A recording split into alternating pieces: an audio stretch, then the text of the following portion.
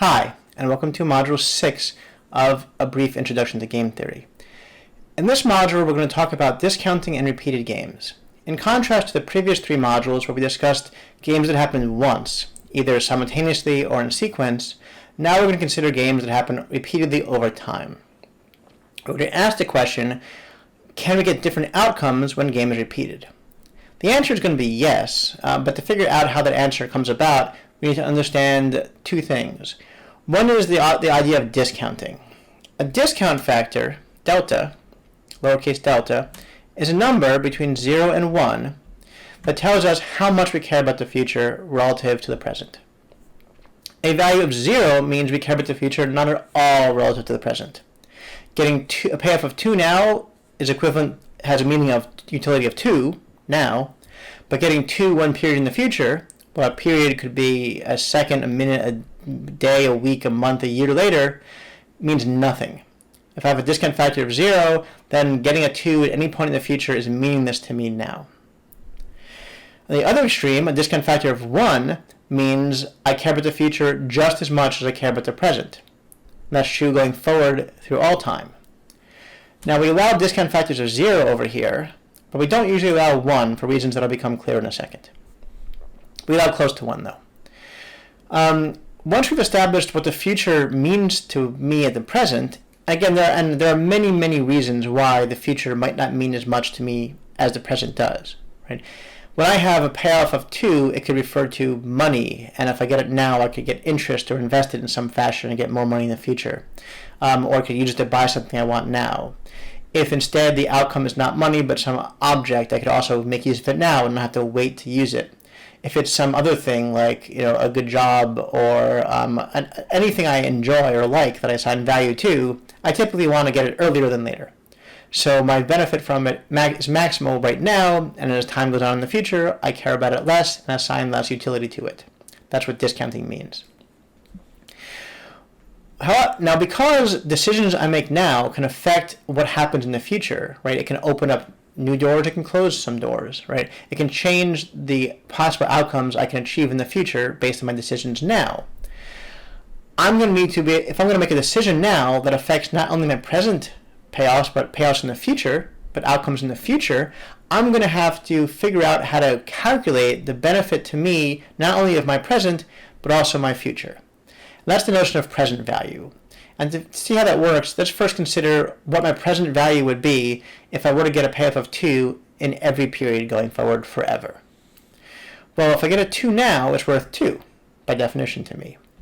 Now, if I get a 2 one period later, it's worth 2 times the discount factor delta. It's a discounted 2.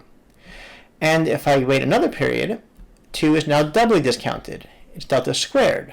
And it's still another period, sorry, that's 2, is delta cubed, and so on forever. Now, from each period, the next period is discounted by delta. So compared to period 1, period 2 is only discounted by an additional delta. But from the perspective of me right now at the beginning, each additional payoff gets smaller and smaller and smaller. Right? Each additional utility is smaller and smaller and smaller because delta is less than 1. So when I square it and cube it and so on, it gets smaller and smaller and smaller. So this is my present value for an infinite stream of payoffs of 2. This is kind of unwieldy, but we can make use of a really convenient sum, which is if I take a sum from 0 to infinity, and this capital sigma represents sum, of delta to the tth power, which is just delta to the 0, which is 1, plus delta squared, plus forever. Turns out that's equal to 1 over 1 minus delta. And now you see why we can't have delta equals to 1. If delta is 1, then it's 1 over 0, which is infinity, and all our values become infinite. So we try to avoid that by having delta not equal to 1 usually for an infinite sum. If this is finite, then this will end up as a finite number, and it's okay. Anyway, so this is the value of that. So in this case, our infinite stream of 2's has the value to us right now of 2 over 1 minus delta. Okay, so that's a present value. And as you see, as delta gets bigger, the present value increases because I care about the future more, so all these 2's that happen in the future get more and more important to me. Okay, so that is a present value. Now, what do we use that for? Well, because we care about the future, it's not only beneficial in the sense that we get a benefit from the future, it also means our actions can be constrained when we're trying to optimize by worry that we might lose out on future benefits. And it turns out that you can get a lot of different equilibria that you couldn't otherwise get in equilibrium while optimizing by considering what might happen in the future. So a good example of that, as we'll see in a second, is the prisoner's dilemma. In a one-period game, we saw that you couldn't get cooperation because individuals would have incentives to deviate and to defect in that one period. So we saw the only equilibrium of that one-shot game, and we call a game that happens once a one-shot game, is from mutual defection.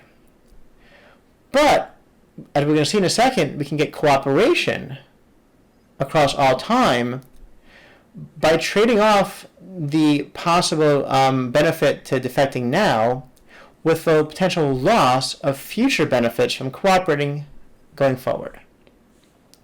And that relates to the idea of punishment. If one's actions can be punished, if one acts poorly if one can be punished by other actors if one acts poorly, then one can be conditioned and had incentives provided to cooperate now and going forward. Okay. And there are folk theorems, which are just lots of different theorems in lots of different contexts solved by lots of different people at roughly the same time, that say as the discount factor gets high enough, as people care about the future more and more and more, it becomes easier and easier and easier to maintain all sorts of equilibria, all maintained by the threat of a loss of future benefits that you could have accrued had you not done something contrary to an equilibrium. Okay. So that's kind of fuzzy and abstract, but let's see how it works in practice. So here let's look at the prisoner's dilemma. So we have cooperating and defect from before. We use the same payouts we did in the previous module. So 2, 2, 3, 0, 0, 3, and 1, 1.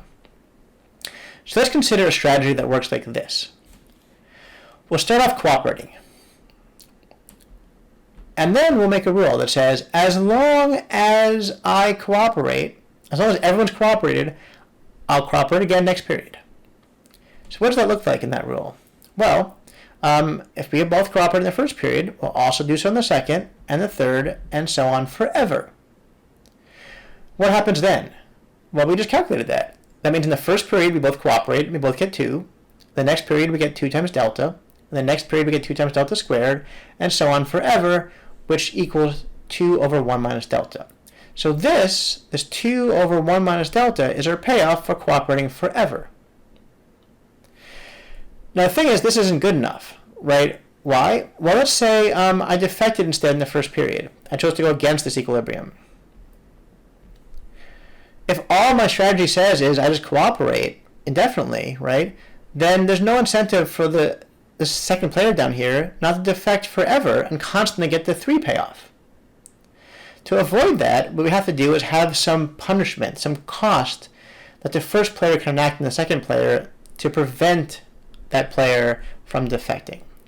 So what we do is we posit the rest of our strategy, which says, sure, I'll start cooperating, and I'll cooperate as long as people have cooperated all the time in the past.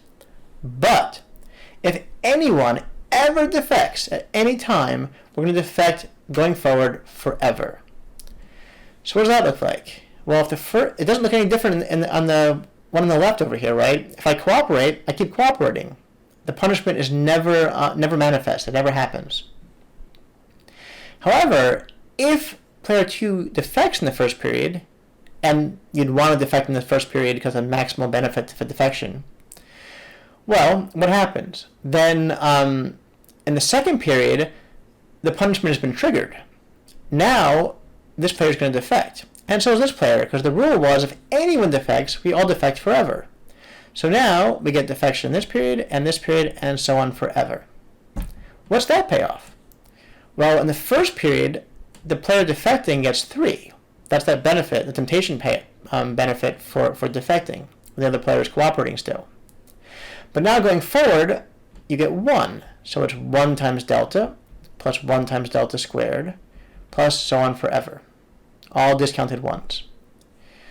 Now, if we pull a delta out of this sum, we get 3 plus delta times 1 plus delta squared forever. This sum you calculate over here is 1 over 1 minus delta. So this thing equals 3 plus delta over 1 minus delta. And this is the payoff, the present value of the payoff we get for defecting the first period and then suffering the punishment forever. So now what does that mean? Well, if I want to see if cooperation is possible, I want to compare my cooperation payoff to the payoff I get for defecting. So we compare 2 over 1 minus delta, and as long as that's bigger than 3 plus delta over 1 minus delta, which is the payoff for defecting, cooperation is possible. So we can multiply through by 1 minus delta. We get 2 is greater than or equal to 3 minus 3 delta plus delta, or 2 is greater than or equal to 3 minus 2 delta, or 2 delta is greater than or equal to 1, which is delta is greater than or equal to 1/2. Again, the 1/2 here comes because just because the parameter values, it can be different numbers, but the key insight here is that when delta is big enough, in this case greater than or equal to 1/2, cooperation can be maintained. And it can be maintained because of the combination of a cooperative behavior and also a punishment. Here the punishment is called a grim trigger, which is one of my favorite sort of terms from game theory. It's a trigger because the punishment is triggered by a certain action, defection, on anyone's part. And it's grim because it never can be fixed. Once someone defects, cooperation is over forever. There's no way back. This worry has led to a whole bunch of other research trying to think about how can we get back, right? Because if you think about this in the context that it's been used often, say deterrence, like nuclear deterrence, right? In this case, when one actor defects, it's all over and there's horrible badness, right? So we want, in case there's an accident or some other misunderstanding, we don't want necessarily to trigger badness forever. So instead, we can think of more forgiving strategies, and if you go on in game theory, you'll see a bunch of more different options, like tit for tat and other forgiving strategies that allow mistakes to happen. Grim trigger, though, is a convenient one to use because punishment here is credible.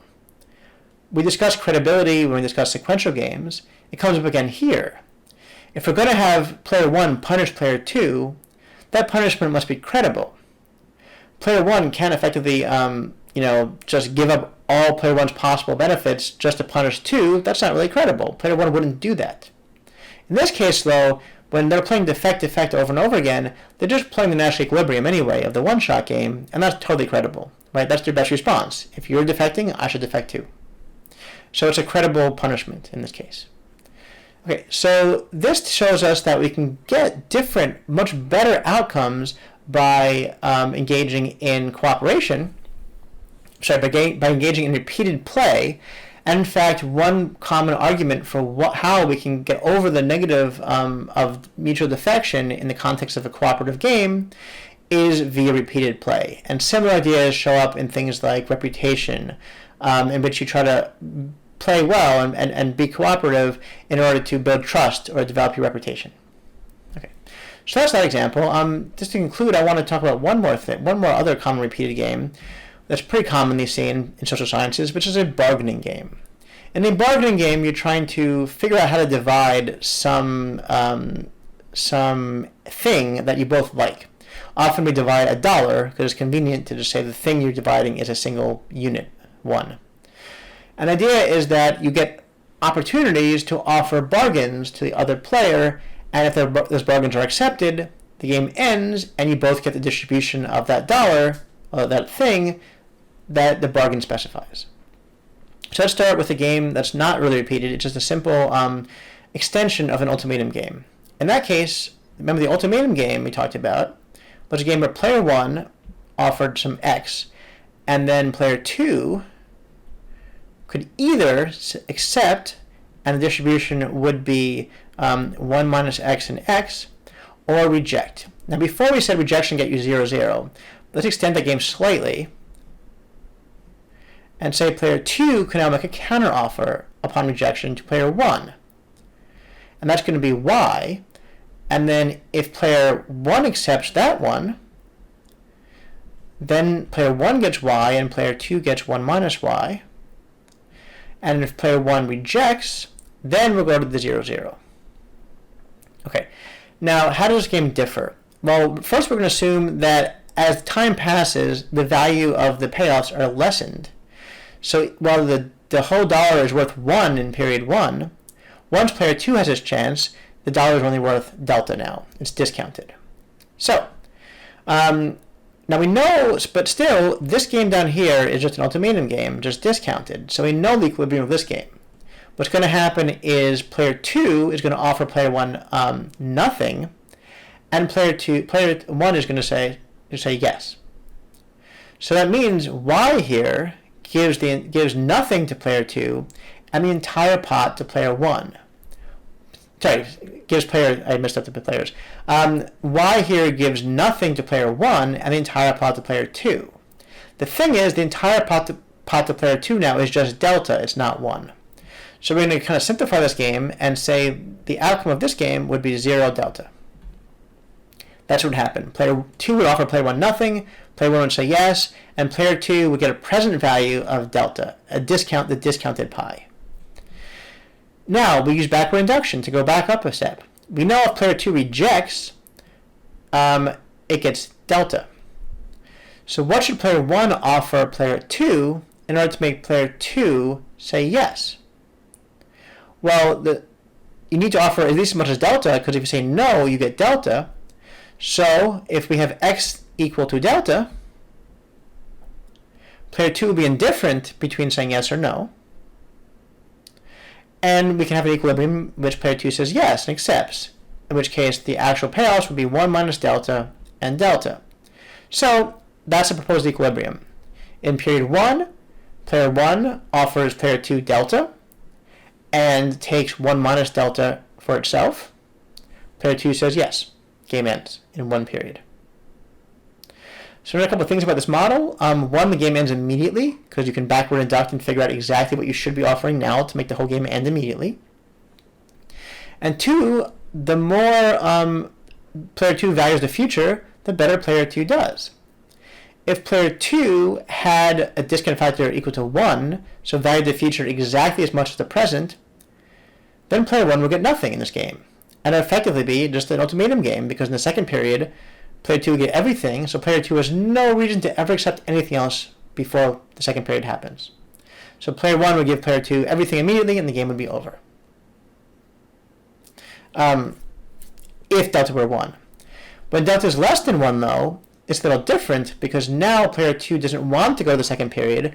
Player 1 can take advantage of that fact and offer player 2 less to make player 2 say yes now, and player 1 gets something out of the bargain then.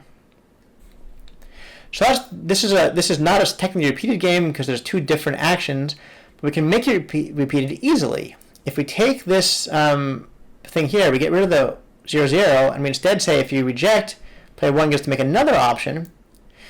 Now it can be an infinitely repeated game that continues onward until such time as some offer is accepted. Now we're not going to go through and solve that game because it goes a little beyond a brief introduction to game theory. But the idea is the same. We're going to offer the other player in each period the discounted value of the game going forward till then.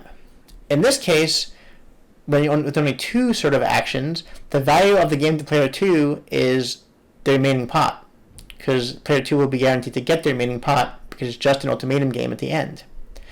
When it's repeated, though, it gets more complex because the game is not, because player 2 here is not guaranteed to get the entire pot. Player 2 must offer player 1 enough to make player 1 not say no, and so on and so forth. So in that case, it gets a little more complex, and you have to offer more to the other player. But the idea remains the same. You offer the other players the discounted value of the game to them going forward, and that's how you can solve more complex versions of this bargaining game. Thank you very much.